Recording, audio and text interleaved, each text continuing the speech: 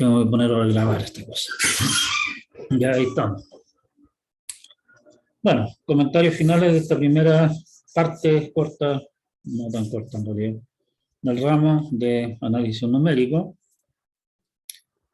¿Qué cosas discutimos? ¿Qué cosas no discutimos? ¿Qué otros temas están acá? Digamos, el área de análisis numérico es un área realmente gigantesca, que de alguna manera podríamos decir que fue el impulso inicial de todo lo que nosotros conocemos hoy día como computación, ¿sí?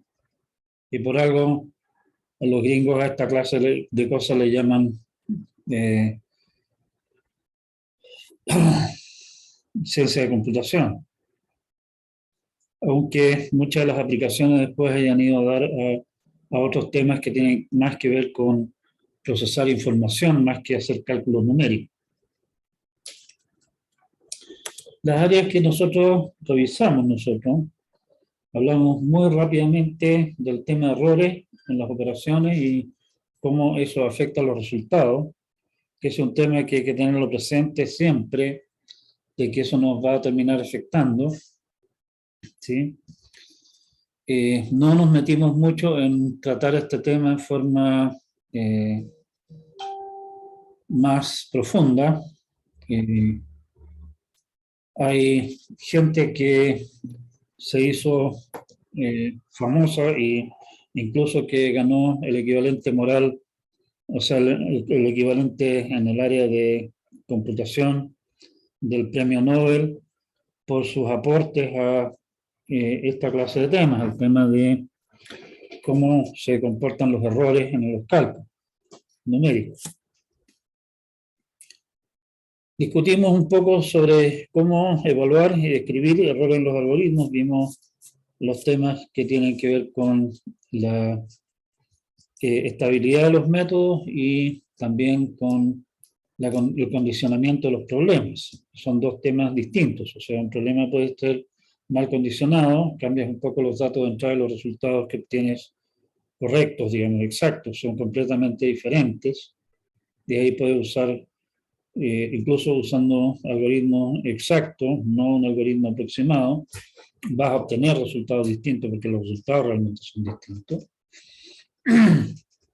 Y el problema de la estabilidad del algoritmo. La estabilidad del algoritmo se refiere a cómo se comporta si es que frente a errores internos, o sea, si es que se cometen pequeños errores en los datos intermedios, eso se traduce en pequeños errores en los resultados finales, o en una de esas tenemos suerte y esos errores, digamos, se cancelan o se anulan, digamos, o tenemos la mala suerte de que esos errores se amplifiquen. En segundo caso, el algoritmo es inestable, ¿sí?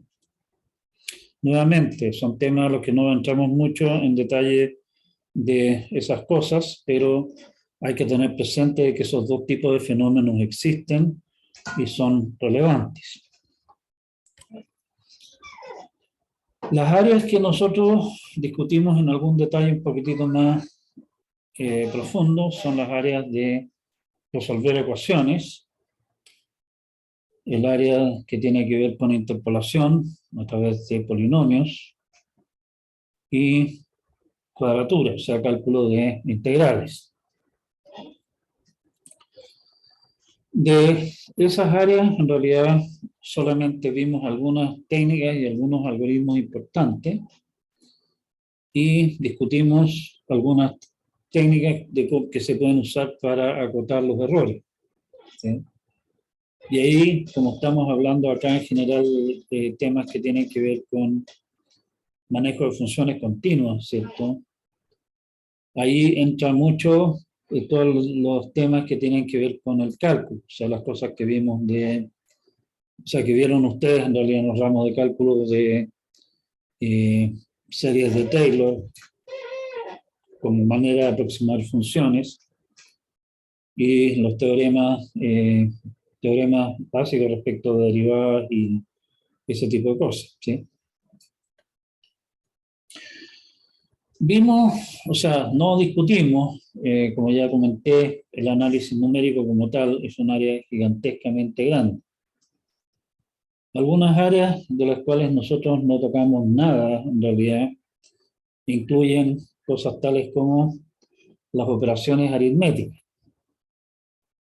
¿Cómo calculamos, qué sé yo, no sé, pues, cómo calcular en forma eficiente el producto de dos números? ¿Cómo calcular en forma eficiente el resultado de la división, el cociente y el resto? ¿Sí? Ustedes dirán, claro, estas son cuestiones que nosotros nos enseñaron en básica en el colegio. Sí, pues, pero resulta que las técnicas que pueden ser adecuadas para enseñárselo a un cabro chico de, no sé, pues 6, 7 años, no necesariamente son las mejores técnicas para hacer esas tareas utilizando el computador. Está todo el tema de cómo representamos números reales, o sea, todo el cuento de números en punto flotante. ¿Sí? Eh,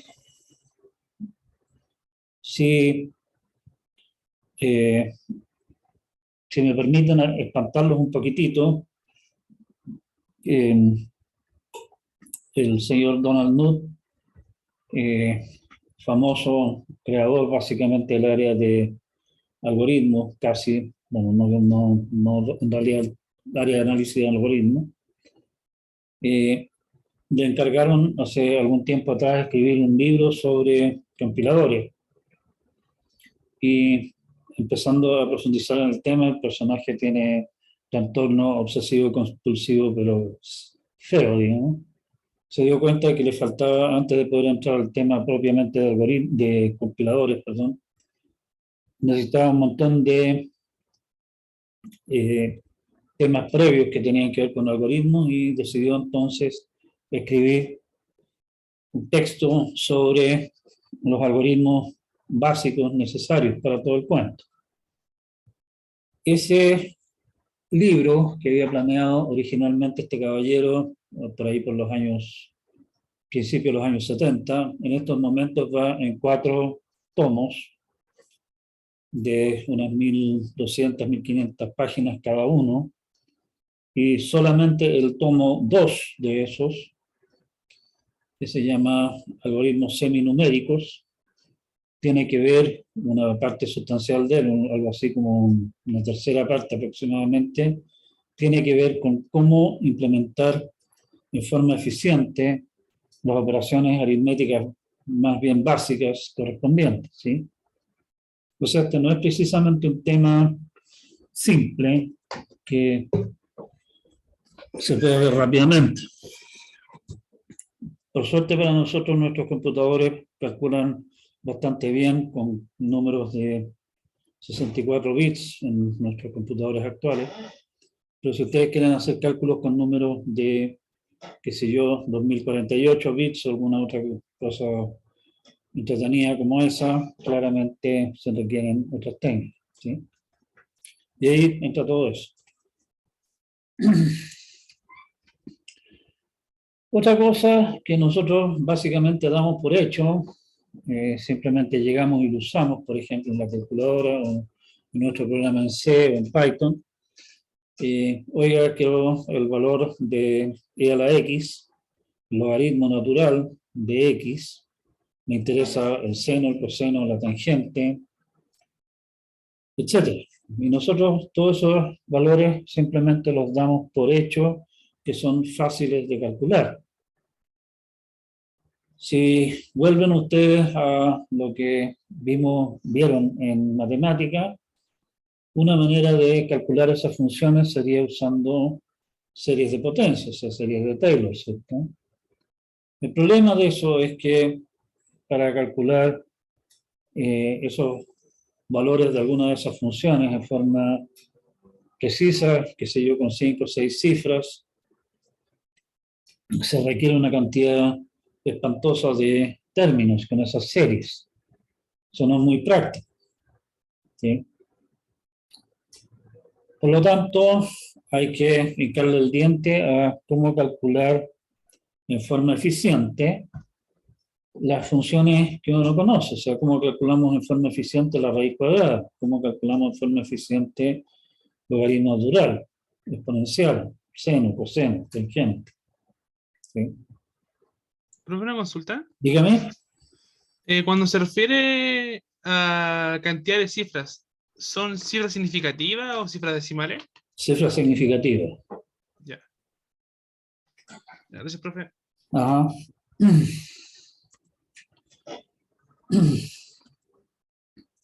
Eh, para mostrar, digamos, este asunto, por ahí entra, bueno, sería entrar un poco en la prehistoria de las cosas, digamos. Arquímedes, una de las cosas con las que se hizo famoso, que por muchas más, digamos, fue llegar a la estimación de 22 séptimos para pi.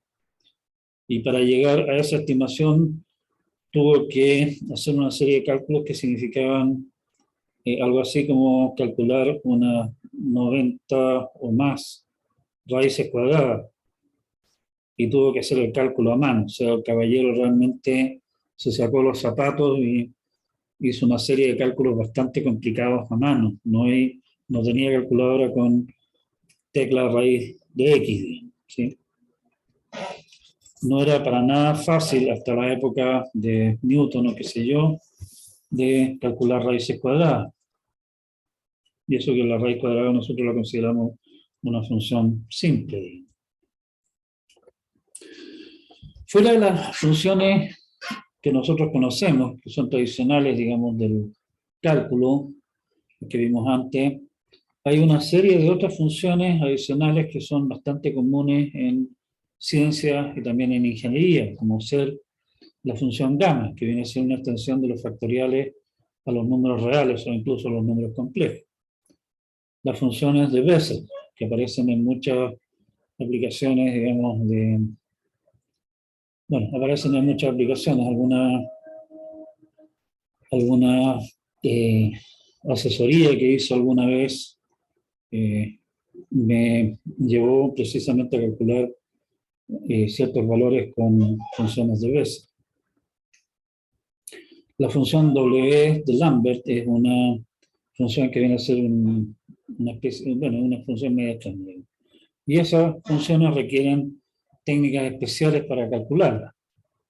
Y ahí nuevamente hay toda una enorme área oiga, aquí tenemos una función marciana, ¿cómo la calculamos en forma eficiente? ¿Sí? También, obviamente, aparece una serie de constantes en las cosas, o sea, ¿cuánto es el valor de E, el número de Euler famoso?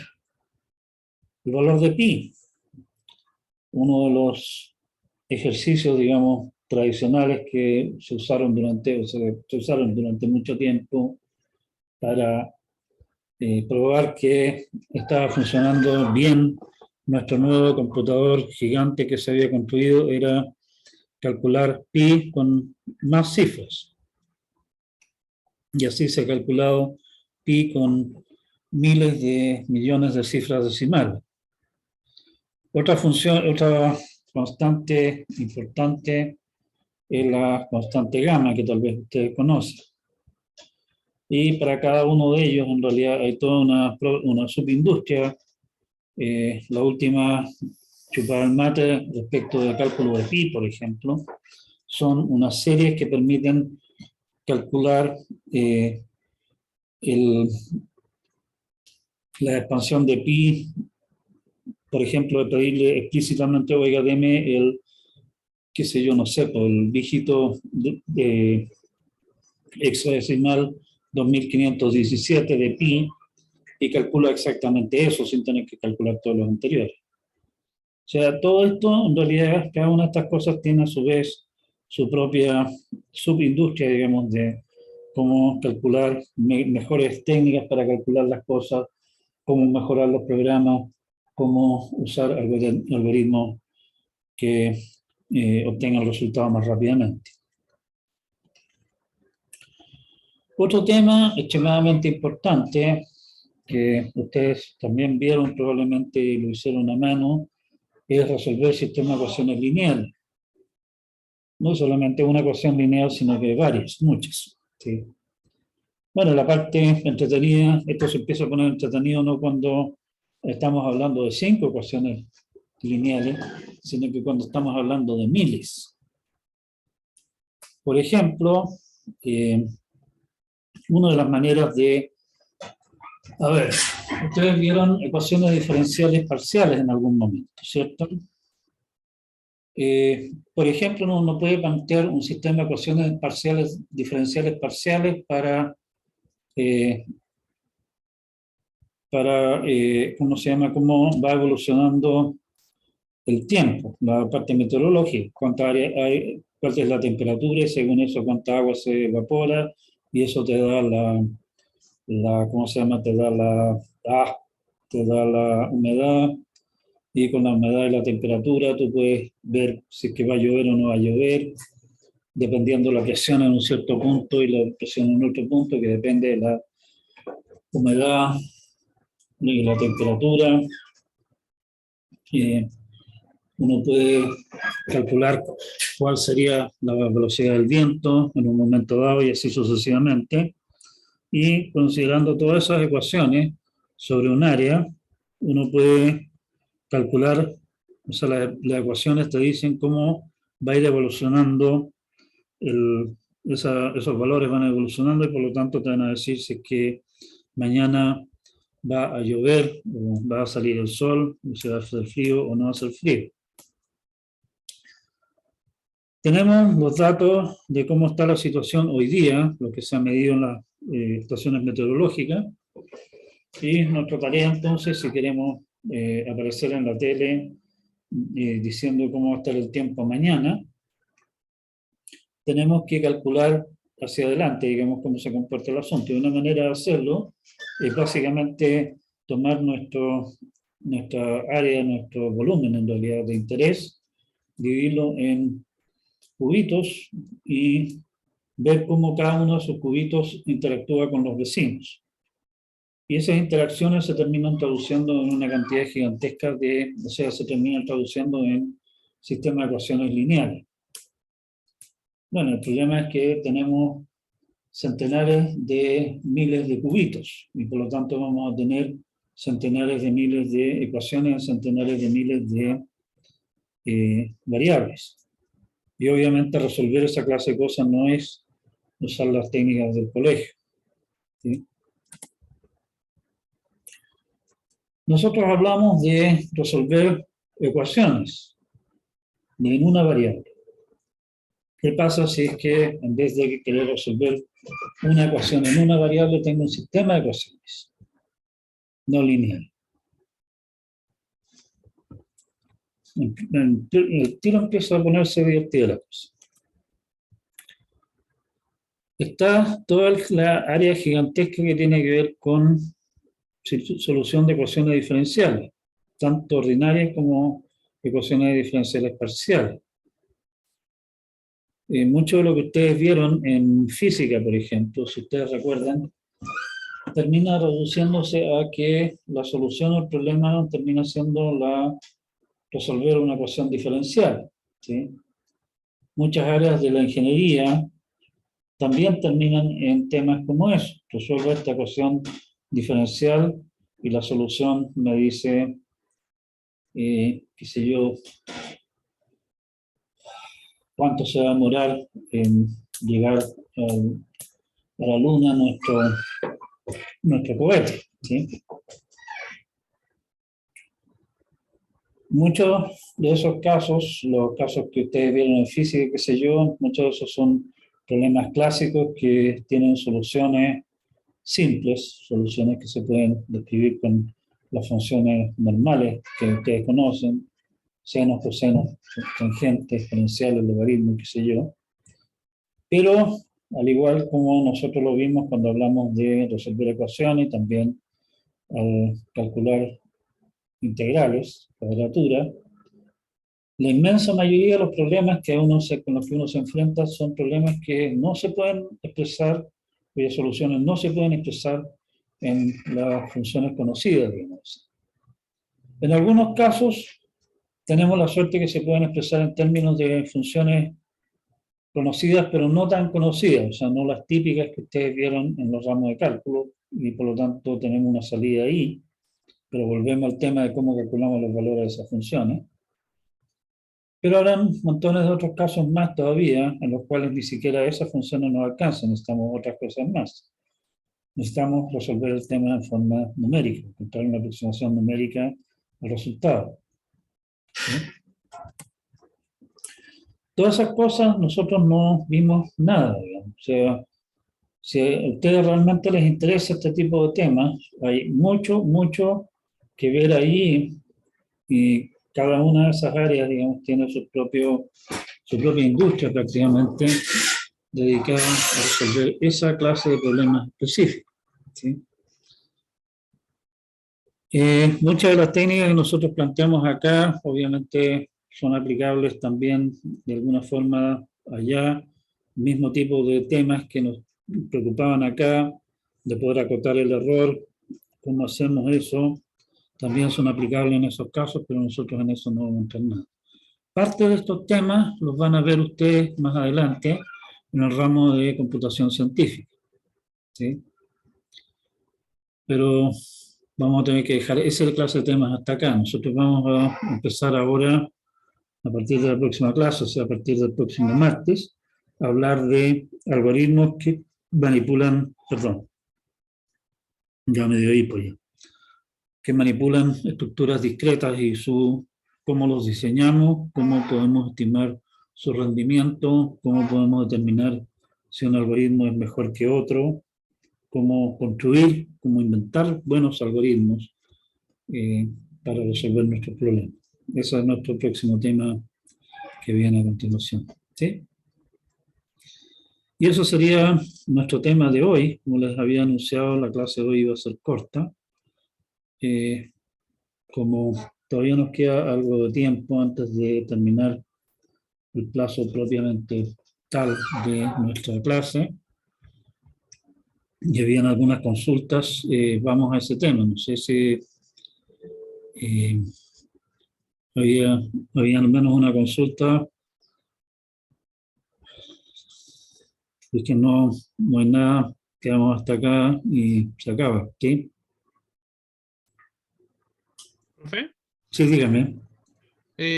¿Hay una mínima posibilidad de que la hora de entrega pueda ser igual que la entrega del próximo viernes a las 6 de la tarde y no a la 1 de la mañana? Puse a las 1 de la mañana, Sí. debe haber estado curado. Ya, estamos hablando de... La tarea 1. Ya, voy a cambiar eso, tiro. Discúlpeme, ahí se me chispoteó. O sea, no sé cómo terminó esa hora. ¿Alguna otra cosa más? No, eso es como lo que tenía como duda. Ya quedamos hasta acá entonces, nos vemos el día martes. Echen una revisada a esto, digamos, esto va a ser una parte importante del primer certamen, obviamente.